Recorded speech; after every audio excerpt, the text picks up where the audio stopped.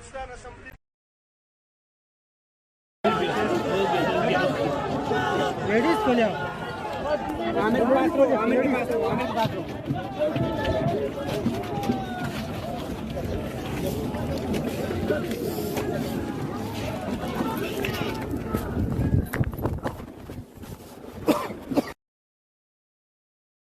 ہمارا صوبہ ہے، شہر ہے، یہاں پر کسی نے کبھی اس طرح کی حرکتیں نہ پہلے کبھی کی تھیں کہ کوئی بجٹ پاس ہو رہا ہو ذاتی مفادات کے لیے، میں تو کہوں گی ذاتی اسکیمات کے لیے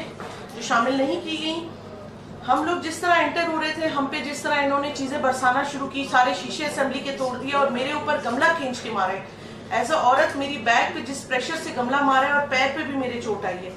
تو کیا یہ ہمارے روایات ہیں؟ یہ اپنے کو قوم پرست اور بلوچ پرست پارٹیاں کہتی ہیں، اپنے آپ کو مذہب پرست پارٹیاں کہتے ہیں، جہاں پر یہ خواتین کی عزت کرنا نہیں جانتے، خواتین کی تقدس اور یہاں پر چار دیواری کے جو تقدس کو یہ پامال کر رہے ہیں، کیا یہ کچھ نظر نہیں آ رہا ہے ان لوگوں کو؟ میں تو بہت شدید الفاظ میں اس کی مذمت کرتی ہوں۔